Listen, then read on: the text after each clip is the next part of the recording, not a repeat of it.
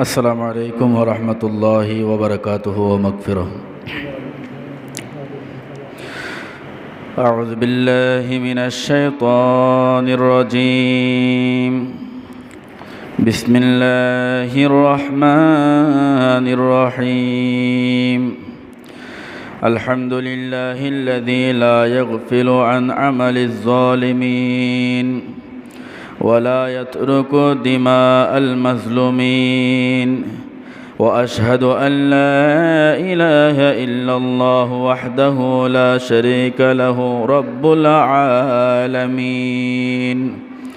وأشهد أن سيدنا محمدا عبده ورسوله أمين الدين، صلی اللہ تعالی علیہ وعلى آلہ وأصحابہ اجمعین، فی شان حبیبہ ومحبوبہ آمرا ومخبرا، ان اللہ وملائکتہ یصلون علی النبی، یا ایہا الذین آمنوا صلوا علیہ وسلموا تسلیما، اللہم صل علی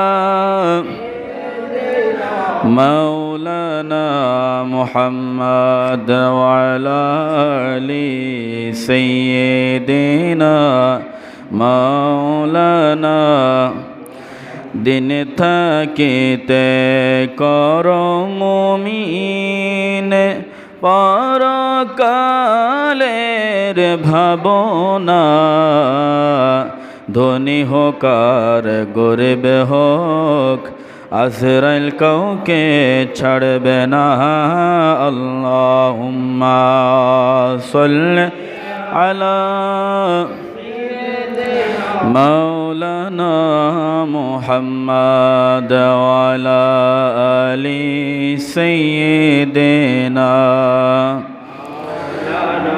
جمعہ گھر کے کعبہ بنیا، دیکھے گھر کے مدینہ، নামাজে বসে বসে দেখব সোনার মদিনা, আল্লাহুম্মা সাল্লি আলা মাওলানা মুহাম্মদ ওয়ালা আলি সাইয়্যিদিনা। صلاۃ یا رسول اللہ علیکم سلام یا یہ حسن دل نشی روئے جانا، نام محمد کا ہمارا ذکر ہے عالم میں دیوا، نام محمد کا صلاۃ یا رسول اللہ علیکم سلام یا محبت میں جس نے اپنے زندگی قربان کر ڈالی، اسی کا نام ہے دنیا میں افسا، نام محمد کا اسی کا نام ہے دنیا میں افسا، نام محمد کا۔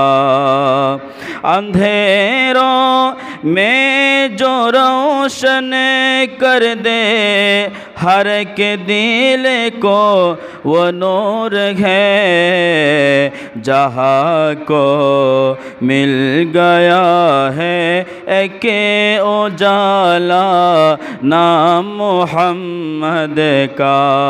اے حسن دل نشی روئے جانا، نام محمد کا ہمارا ذکر ہے عالم میں دیوا، नाम मोहम्मद का सलातुन या रसूल अल्लाह अलैकुम सलाम या हबीब अल्लाह अलैकुम बिस्मिल्लाहिर रहमानिर रहीम वला तहसबन्नल्लाह गाफिलन अम्मा यअमलुज़ ज़ालिमूना इन्नमा युअख्खिरुहुम लियौमिन तशख़सु फ़ीहिल अबसार सदक़ल्लाहुल मौलानाल अज़ीम बल्लगना रसूलुहुन नबियुल हबीबुल करीम रब्बी सल्लि व सल्लिम व बारिक अलैहि।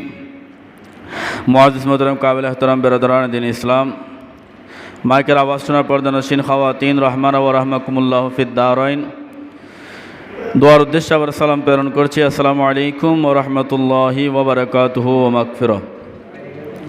আল্লাহ পাক জাল্লা শানুহুর দরবারে অসংখ্য গণিত শুকর গুজার করছি যে রব্বুল আলামিন হাকিমুল হাকিমিন আজ পবিত্র মাহে মুহররমের তৃতীয় জুমার নামাজ আমাদেরকে মসজিদে বসে আদায় করার সুযোগ দান করেছেন। ওই রব্বের প্রতি শুকরিয়ার্থে বলি আলহামদুলিল্লাহ।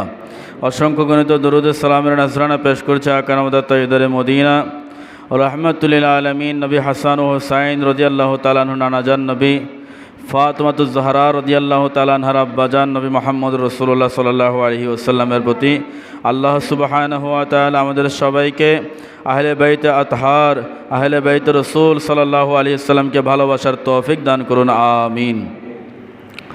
हाज़रीन, गत जुमार मध्य शहादाए কারবালার आलोचना হয়েছে। এর ধারাবাহিকতায় একটা গুরুত্বপূর্ণ বিষয় আলোচনা হবে যা সচরাচর কখনো আলোচনা হয় না। এটা হলো কারবালার ওয়াকিয়ার পরে ইয়েজিদ বাহিনী কী করেছিল এবং ইয়েজিদ বাহিনীর ধ্বংস কীভাবে হয়েছিল, অর্থাৎ মদিনা এবং মক্কার উপর ইয়েজিদ বাহিনীর বর্বরতা এবং ইয়েজিদ বাহিনীর ভয়ানক পরিণতি এবং জঙ্গে হাররারের যুদ্ধ এ সম্পর্কে বিস্তারিত আলোচনা হবে। আল্লাহ পাক জাল্লা শানুহু আমাদের সবাইকে বুঝে রসুল আকরাম সাল্লাল্লাহু তাআলা ইসলামের আহলে বাইত রসুল সাল্লাল্লাহু আলাইহি ওয়াসাল্লামকে ভালোবাসার তৌফিক দান করুন আমিন। পবিত্র কালামে পাক ফুরকানে হামিদের সূরা ইব্রাহিমের 42 নম্বর আয়াতের মধ্যে আল্লাহ সুবহানাহু ওয়া তাআলা ইরশাদ করলেন, ওয়ালা তাহসাবান্নাল্লাহা গাফিলান। আল্লাহ বললেন, ইয়া রাসূলুল্লাহ, আপনি কখনো মনে করবেন না যে আপনার আল্লাহ গাফিলান, গাফেল বা উদাসীন।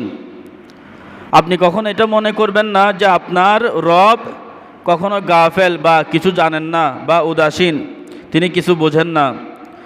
আম্মা ইয়ামালুজ জালিমুন, জালেমরা যে অত্যাচার করে এই জুলুম সম্পর্কে আপনি কখনো এটা মনে করবেন না যে দুনিয়ার মধ্যে জালেমরা যে অত্যাচার করে, যে জুলুম করে এ সম্পর্কে আল্লাহ কিছু জানে না, এটা কখনো মনে করা যাবে না। এখানে তাহসাবান্না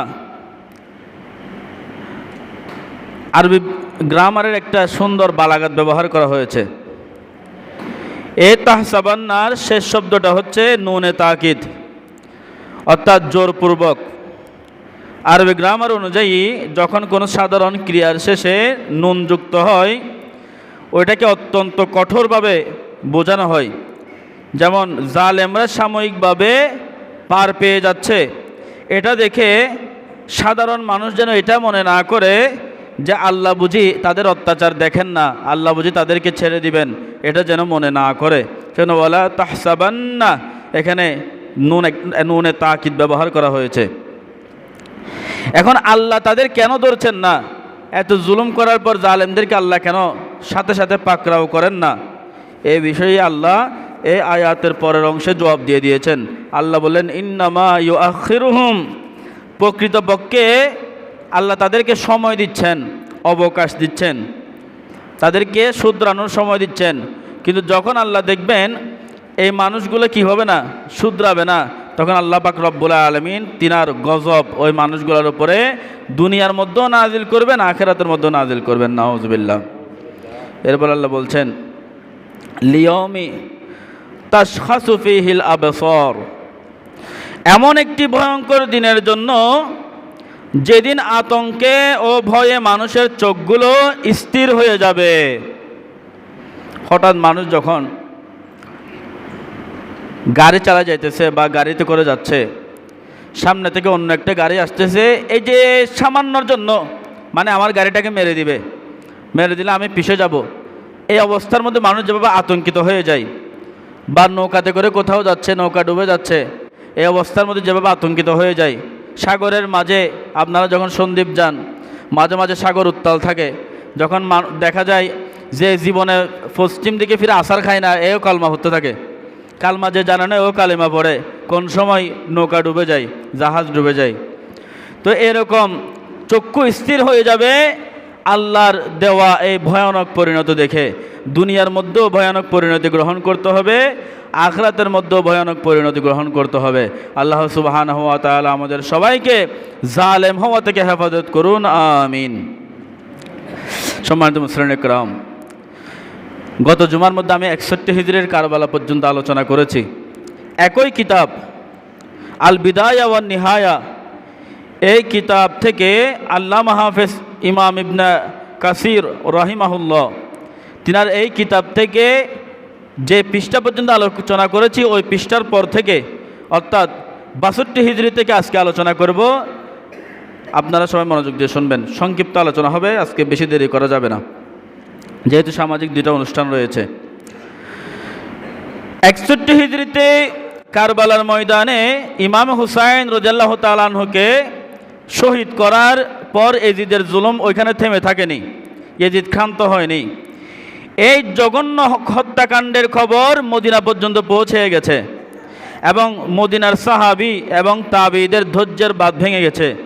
আল বিদায়া ওয়ান নিহায়া কিতাবের মধ্যে, ওই কিতাবের সানা সালাস ও সিত্তিন 63 হিজরির ঘটনার মধ্যে অর্থাৎ জঙ্গে হাররার এই বাবের মধ্যে আসছে 8ম খণ্ড 219 থেকে 221 পৃষ্ঠার মধ্যে।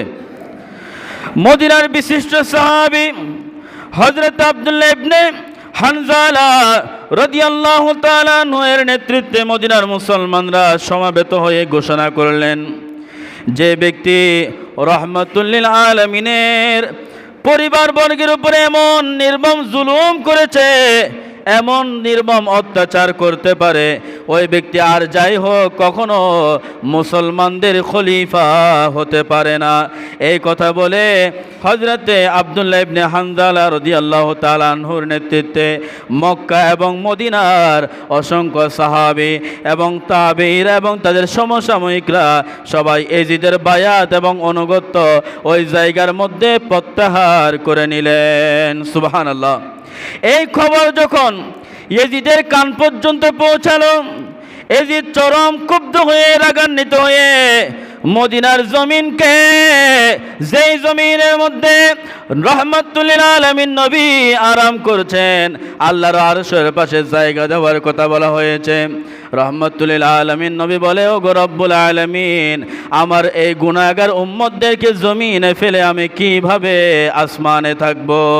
এই কথা যেই নবী বলেছেন, যেই নবী রব্বে হাবিলি উম্মতি বলে বলে সারা জিন্দেগি কেঁদেছেন, ওই নবীর রওজা মুবারকের ওই জায়গা, ওই মদিনায়ে মুনাওয়ারাকে রক্ত রঞ্জিত করার জন্য ইয়াজিদ ইবনে মুআবিয়া, ইয়াজিদ মুসলিম বিন উকবা আল মুররি নামক তার একজন নিষ্ঠুর সেনাপতিকে 12,000 সৈন্য দিয়ে মদিনার দিকে রওনা করে দিয়েছেন। নাউজুবিল্লাহ। মদিনা ধ্বংস করার জন্য এই পাপিষ্ঠ ইয়াজিদ মুসলিম বিন উকবা আল মুররি নামক তার একজন সেনাপতিকে 12,000 সেনা দিয়ে কোথায় প্রেরণ করেছেন? মদিনায় প্রেরণ করেছেন। কারবালার ময়দানে ছিল 22,000, আলে রসুল ছিল 72 জন, আর এদিকে ওই মদিনার মধ্যে পাঠাচ্ছেন 12,000 মদিনা নগরী ধ্বংস করে দেওয়ার জন্য। আল বিদায়া ওয়ান নিহায়া কিতাবের 8ম খণ্ড 222 থেকে 224 নম্বর পৃষ্ঠার মধ্যে হাফেজ ইমাম ইবনে কাসির রাহিমাহুল্লাহ বলেন, 63 হিজরির জিলহজ মাস যখন হাজিগণ মক্কার মধ্যে হজ করে, ওই সময়ে মদিনার উপকণ্ঠে হাররা নামক স্থানে এজিদের ওই 12,000 সেনা এসে তাঁবু গাড়লেন এবং মদিনার সাহাবী ও তাবেঈগণদের মধ্যে ইয়েজিদ বাহিনীর সাথে একটা যুদ্ধ হলো, যে যুদ্ধের নাম ছিল জঙ্গে হাররারের যুদ্ধ। ওই যুদ্ধের মধ্যে ইয়েজিদ বাহিনী, ইয়েজিদের মদপানকারী বাহিনী, নিষ্ঠুর বাহিনী মদিনার সাহাবী এবং তাবেঈদেরকে হারিয়ে তারা বিজয় লাভ করেছিলেন। নাউজুবিল্লাহ। এই বিজয়ী হওয়ার পর ইয়েজিদের নির্দেশে তার সেনাপতি ঘোষণা করলো, যার নাম ছিল মুসলিম বিন উকবা আল মুররি। সে ঘোষণা করলো আজ থেকে টানা 3 দিন পর্যন্ত মদিনা নগরী ইয়েজিদ বাহিনীর জন্য মুবাফ তথা বৈধ করে দেওয়া হলো এবং ইয়েজিদ বাহিনীকে বলল, তোমরা সামনে যাকে পাবে, হোক সে সাহাবী হোক সে তাবী, তাকে তোমরা অবিচারে হত্যা করবে। নাউজুবিল্লাহ। ওই ইয়েজিদ বাহিনীর ওই সেনাপতি তার হুকুমে মদিনার সাহাবায়ে কেরামদেরকে নির্মমভাবে শহীদ করা হলো, তাবেঈদেরকে নির্মমভাবে শহীদ করা হলো। এতে থেমে থাকেনি। ফোরাত নদীতে যেভাবে আহলে বাইত রাসূলের জন্য পানি বন্ধ করে দিয়েছিল, ওই ইয়েজিদ বাহিনী একই কায়দায় মদিনা নগরীর আশেপাশে যতগুলো কূপ ছিল পানির, সবগুলো তাদের দখলে নিয়ে নিয়েছিল। টানা 3 দিন পর্যন্ত মদিনাবাসীকে পানি পান করতে দেওয়া হয় নাই। নাউজুবিল্লাহ। এবং মসজিদে নববীতে আজান এবং একামত সহকারে জামাতে নামাজ বন্ধ করে দেওয়া হয়েছিল। দেখেন, মুসলিম বিন উকবা আল মুররি, এর নামের আগে তো লেখাই আছে মুসলিম, তো মুসলিম না হলে তো নামের আগে মুসলিম লিখতো না। যেহেতু মুসলমান, সেজন্যই তো নামের আগে মুসলিম বিন উকবা আল মুররি লেখা হলো তার নাম।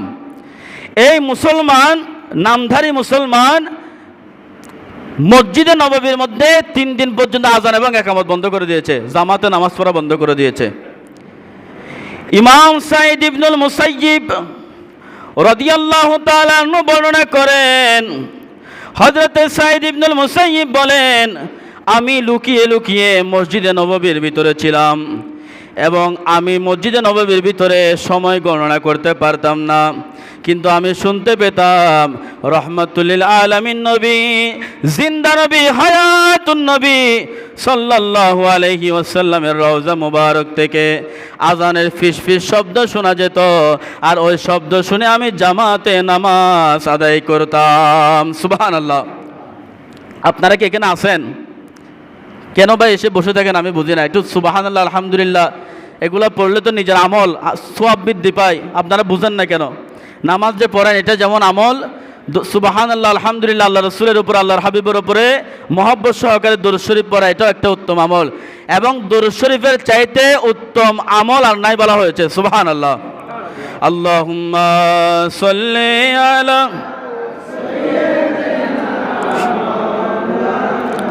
মুহাম্মাদ ওয়া আলা আলি সাইয়্যিদিনা। একদম মনোযোগ নষ্ট হয়ে যায়, একটা প্রিপারেশনের বিষয় থাকে, এটা নষ্ট হয়ে যায়। মক্কায় মদিনায় মুনাওয়ারা আক্রমণ করলো কয়দিন? 3 দিন। 3 দিন পর্যন্ত ইয়েজিদ বাহিনীর দখলে মদিনা ছিল এবং মদিনার মধ্যে শত শত সাহাবীকে, তাবেঈকে নির্বিচারে তারা শহীদ করে দিল এবং মদিনার মানুষকে 3 দিন পানি পান করতে দেওয়া হয় নাই। 3 দিনের পিপাসত্ব অবস্থায় রাখার পরে থেমে থাকেনি। আল বিদায়া ওয়ান নিহায়ার মধ্যে, এই কিতাবের মধ্যে 8ম খণ্ড 225 থেকে 227 নম্বর পৃষ্ঠার মধ্যে আসছে, মদিনা ধ্বংস করার পর ইয়েজিদের সেনাবাহিনী মক্কা ধ্বংস করার জন্য রওনা হয়ে গেল। নাউজুবিল্লাহ।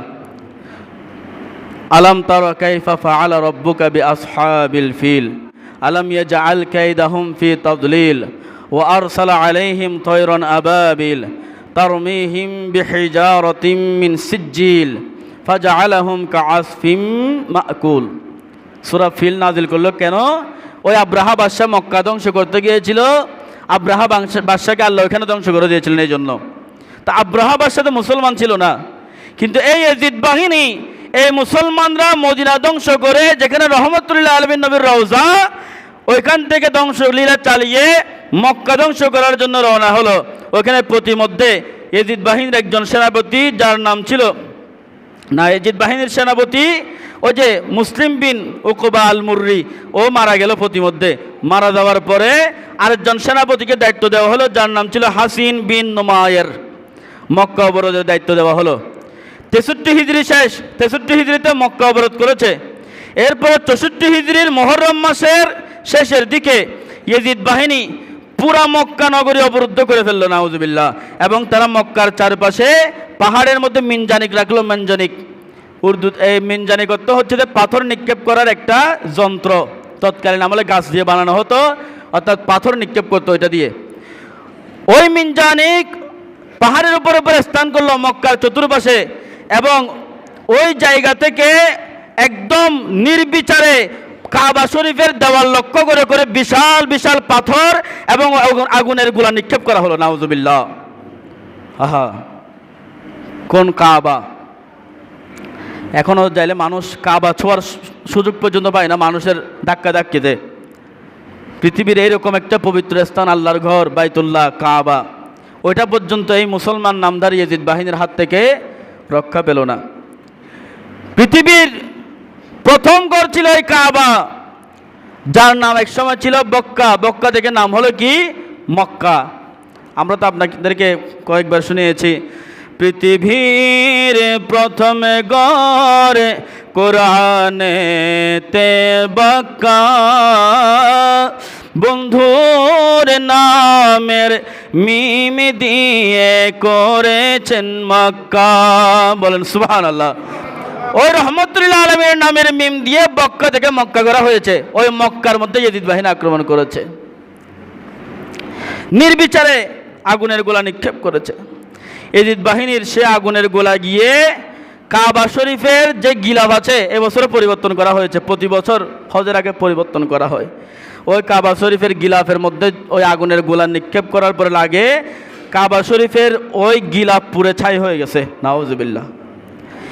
এবং কাবা শরীফের দেওয়ালগুলো পাথরের আঘাতে চৌচির হয়ে গেছে।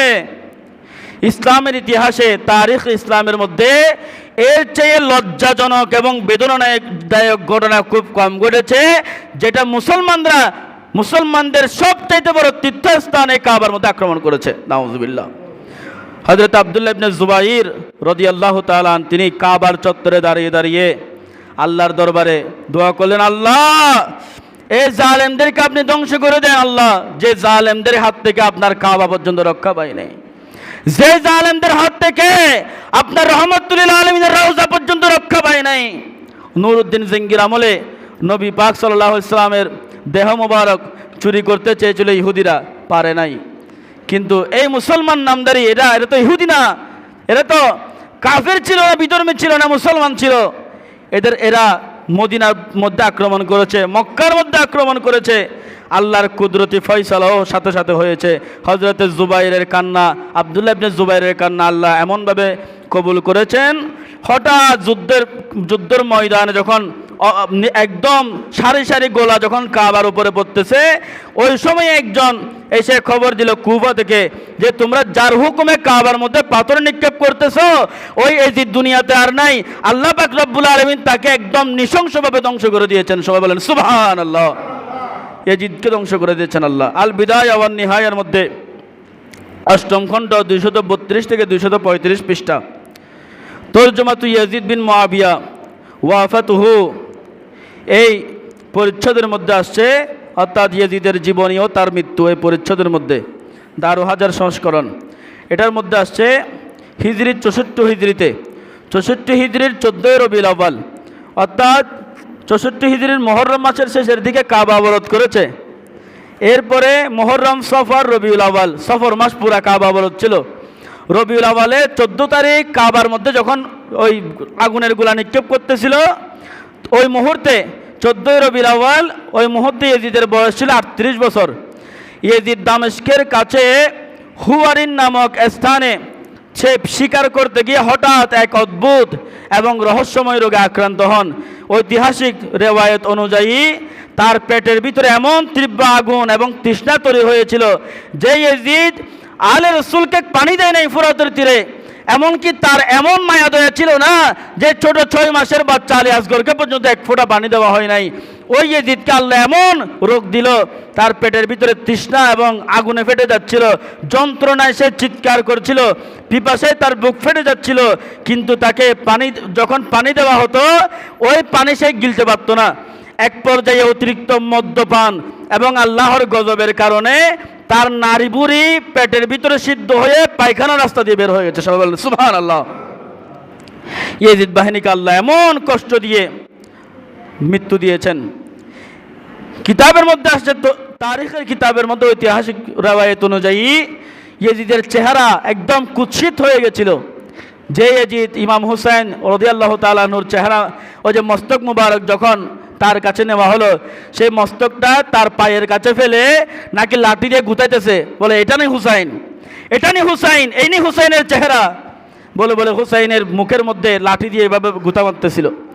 ওই ইয়াজিদের মৃত্যু এমন হয়েছে, চেহারাটা দেখে পর্যন্ত মানুষ ভয় পেয়ে যাচ্ছিল বলে, এবং লজ্জিত এবং অপমানিত করে আল্লাহ পঙ্গু অবস্থার মধ্যে ইয়াজিদকে একদম লজ্জাজনক আল্লাহ মৃত্যু দিয়েছে। আল বিদায়া ওয়ান নিহায়ার 8ম খণ্ড 236 থেকে 238 পৃষ্ঠার মধ্যে আসছে ইয়াজিদের মৃত্যুর পরে তার ছেলে দ্বিতীয় মুআবিয়া উনাকে সিংহাসনে বসানো হয়। কিন্তু এই যুবকের বয়ে তাকওয়া অন্তরে, তার তাকওয়া ছিল, আল্লাহর ভয় ছিল এই যুবকের অন্তরে।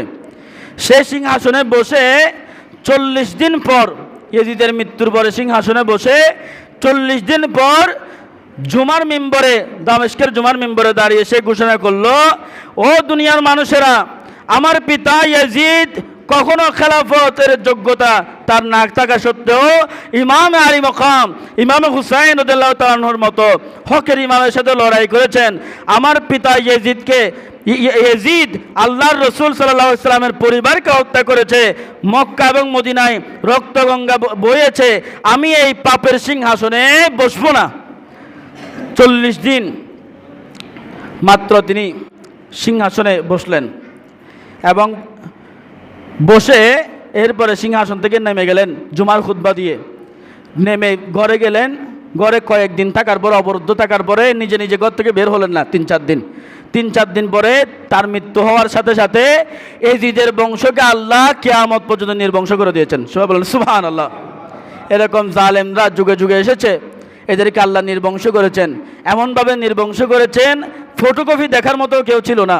যুগে যুগে এরকম অনেক সাদ্দাত এসেছে, অনেক ফেরাউন এসেছে, অনেক ইয়াজিদ এসেছে, অনেক আব্রাহা এসেছে, সবাইকে আল্লাহ কোনো না কোনোভাবে সুযোগ দিয়ে আবার ধ্বংস করে দিয়েছেন। আল্লাহুম্মা সাল্লি আলা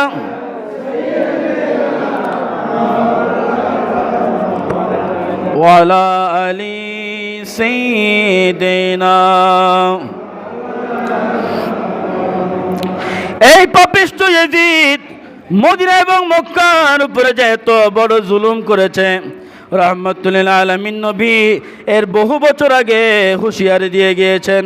সহিহুল বুখারী, ইমাম মুহাম্মদ বিন ইসমাইল আল বুখারী কিতাবুল ফাদাইলিল মদিনা ইসমু মান কাযা আহলাল মদিনা, এই বাবের মধ্যে তিনি রওয়ায়াত করলেন, আন সাঈদ ইবনে আবি ওয়াক্কাস রাদিয়াল্লাহু তাআলা আনহু قال সামিতুন নবী সাল্লাল্লাহু আলাইহি ওয়াসাল্লাম ইয়াকুল, তিনি হযরত সাঈদ ইবনে আবি ওয়াক্কাস রাদিয়াল্লাহু তাআলা আনহু বললেন, আমি রাহমাতুল লিল আলামিন নবী থেকে শুনেছি, লা ইয়াকিদু আহলাল মদিনাতি আহাদুন লা ইয়াকিদু আহলাল মদিনাতি আহাদুন, যে ব্যক্তি মদিনা শরীফের উপরে কোনো অনিষ্ট করার ইচ্ছা পোষণ করবে, যে ব্যক্তি মদিনার উপরে কোনো আক্ষেপ রাখবে, মদিনার উপরে হামলা করবে, আহাদান ইল্লান মা কামা ইয়ানমাউ মিলহু ফিল মাই, আল্লাহ পাক রব্বুল আলামিন তাকে এমনভাবে ধ্বংস করবেন যেমন নুনের মধ্যে পানি লাগলে ওই নুনগুলা পানি হয়ে যায়, আল্লাহ পাক রব্বুল আলামিন ওই ব্যক্তিকে ওইভাবে পানি করে দিবেন। নাউজুবিল্লাহ। ওই ইয়াজিদকেও একই কায়দায় আল্লাহ ধ্বংস করে দিয়েছেন, নির্বংশ করে দিয়েছেন ইয়াজিদকে। এই সহিহ হাদিস দ্বারা প্রমাণিত হয় ইয়াজিদ ও তার বাহিনী মদিনার সাহাবী এবং তাবেঈগণকে কষ্ট দিয়ে মক্কায় কাবা শরীফে আগুন ধরিয়ে আল্লাহর লানত এবং গজবে পরিণত হয়েছে। হাজরিন, এই আলোচনা থেকে আমরা দুইটা বড় শিক্ষা পাই। এক নম্বর হচ্ছে জালেমদের ক্ষমতা সব সময় ক্ষণস্থায়ী। কেউ আপনার উপরে জুলুম করেছে বা কেউ কারো উপরে নির্বিচারে জুলুম করেছে, কখনো এটা মনে করা যাবে না যে সে সারা বছর জুলুম করবে, সারা বছর আপনার উপর অন্যায় করবে। বরঞ্চ এই আকীদা, এই ঈমান রাখতে হবে আল্লাহ একজন আছেন, উনি দেখছেন, কোনো না কোনো সময় যখন শের ফুরাবে আল্লাহ নিজে থেকে তাকে ধ্বংস করে দিবেন। সুবহানাল্লাহ।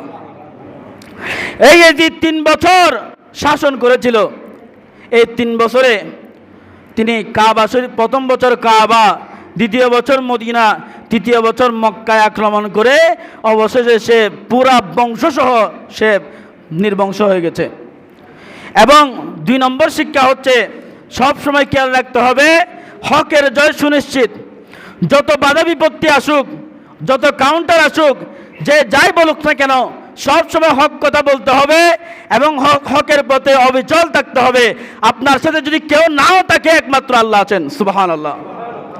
হক কথা বললে আল্লাহর পক্ষ থেকে সাহায্য আসে। কখনো হক কথা বলে যখন কেউ কিছু বলে এর বিপক্ষে নিজেকে একা মনে করা যাবে না।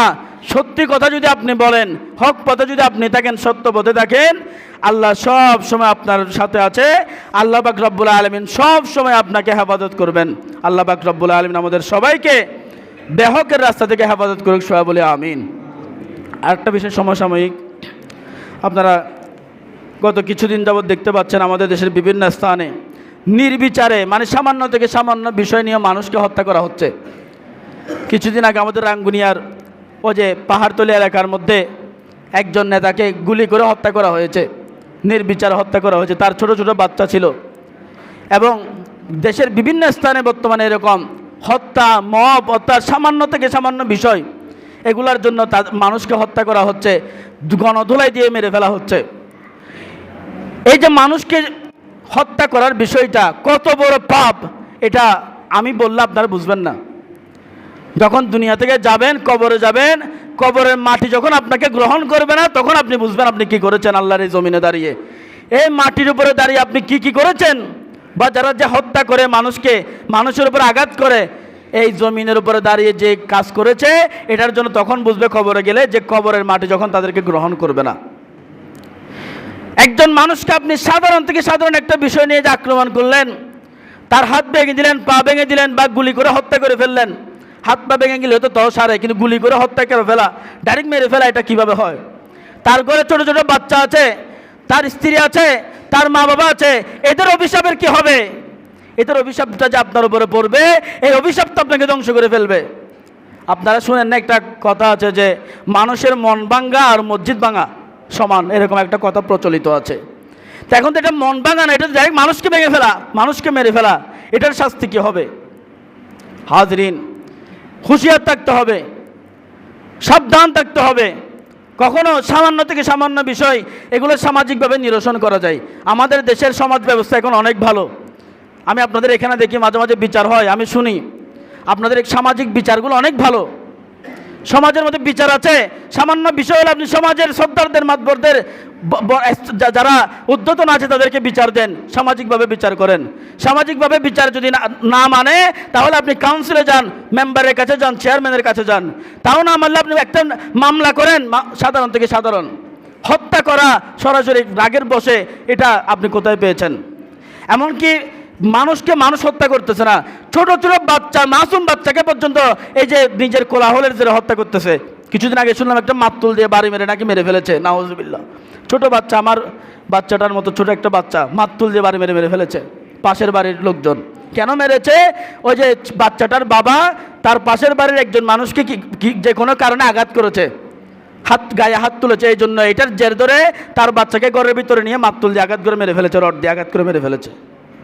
তো এই ছোট বাচ্চাকে পর্যন্ত শিকার বানাচ্ছে। মানুষ এত হায়না হয়েছে, যদি কিয়ামত খুব সন্নিকটে, আপনারা সবাই নিজ নিজ স্থান থেকে আপনারা সতর্ক থাকবেন। যদি কারো সাথে ভুল বোঝাবুঝি হয়, ঝগড়া বিবাদ হয়, জায়গা জমি নিয়ে সমস্যা হয়, আপনারা সমাজের সর্দার মাতবরের কাছে আসবেন। এমনকি স্বামী স্ত্রীর সমস্যা হলেও সর্দার মাতবরদের কাছে আপনারা গিয়ে বসবেন, আগে পারিবারিকভাবে সমাধান করার চেষ্টা করবেন, এরপরে সর্দার মাতবরের কাছে যাবেন, এরপরে সমাধান না হলে মেম্বারের কাছে যাবেন, তাও সমাধান না হলে চেয়ারম্যানের কাছে যাবেন, তাও সমাধান না হলে রাজনৈতিক নেতৃবৃন্দ বর্গ আছে, রাজনৈতিক ব্যক্তিবর্গ, তাদের কাছে যাবেন। তাও সমাধান না হলে আপনারা সচরাচর একটা মামলা করবেন। আল্লাহ পাক রব্বুল আলামিন আমাদেরকে গফলত থেকে হেফাজত করুক, গফলতের ঘুম থেকে জাগ্রত হওয়ার তৌফিক দান করুক। ওমা আনাল বালা কমা তৌফিক ইল্লা বিল্লাহ। আসসালামু আলাইকুম ওয়া রাহমাতুল্লাহি ওয়া বারাকাতুহু। যারা সুন্নাত পড়েন না 4 রাকাত কবল সুন্নাত আদায় করে নেন।